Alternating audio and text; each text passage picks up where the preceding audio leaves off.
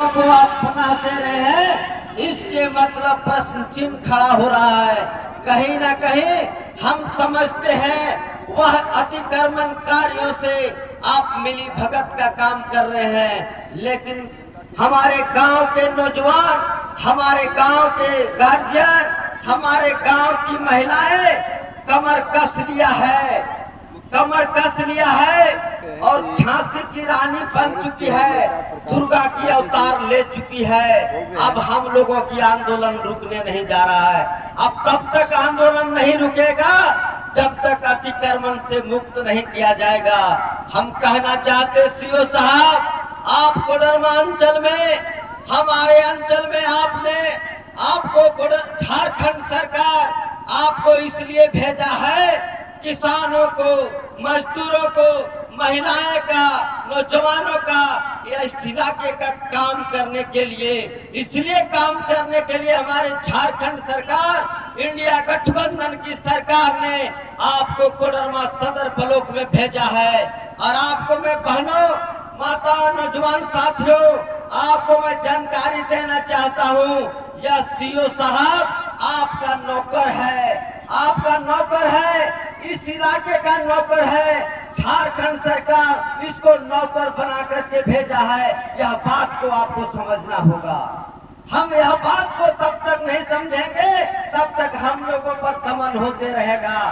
हमारा 4 साल वक्ताओं ने बोला कि 4 साल से इस हमारे गांव में अतिक्रमण करके बैठा हुआ है और इनके कानों तक बात गई। हम लोग अनुमंडल पदाधिकारी से बात किया, इसके बावजूद भी कुंभकर्णी के नींद में सोया हुआ है। हम कहना चाहते हैं, या जो आप बाजार में साड़ी खरीदते हैं, चावल खरीदते हैं, दाल खरीदते हैं, गेहूं खरीदते हैं, नाना प्रकार के वस्तुएं खरीदते हैं, उस जो खरीदते हैं उसका टैक्स का पैसा जो जाता है, वह टैक्स का पैसा से सीओ को तनख्वाह मिलता है।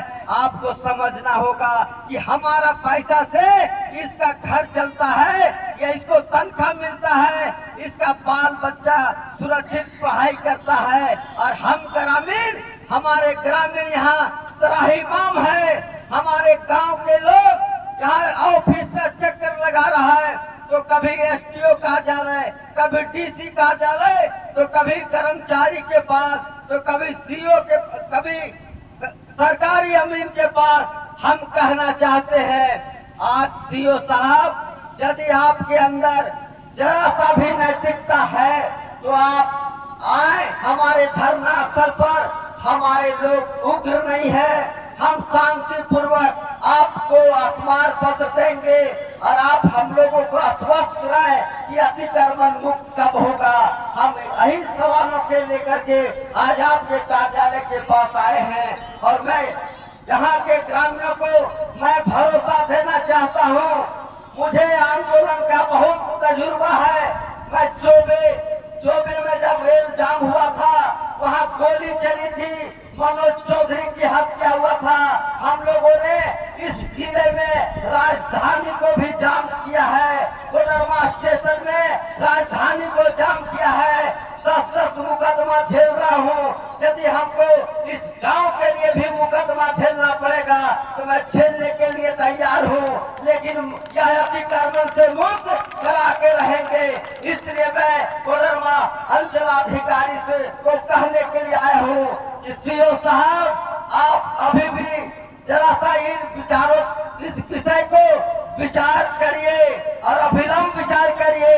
हमारे गांव के लोग सभ्य हैं, सभी शिक्षित हैं, जागरूक हैं, सभी लोग अपना कानून और लोकतंत्र पर विश्वास करते हैं, संविधान पर विश्वास करते हैं। हम आंदोलन संवैधानिक है तौर तरीके को जानते हैं। उस हैसियत से हम अपनी मांग को रखने के लिए आए हैं। हम कहना चाहते हैं, इसलिए हम यहाँ के ग्रामीणों से कहना चाहते हैं, हम बहुत सारी बात नहीं कह सकते हैं क्योंकि हमारी सरकार को बदनाम करने के काम कर रहा है। हमारा झारखंड सरकार या हेमंत सोरेन की सरकार को बदनाम करेंगे तो मैं ऊपर मंत्री से बात करूंगा, मैं मुख्यमंत्री से बात करूंगा कि कोडरमा का जो सीओ साहब गए हैं, उनसे कोडरमा अंचल नहीं चल रहा है, इनको हटाइए, हमको दूसरा सीओ दीजिए। अब जब तक दूसरा सीओ नहीं देंगे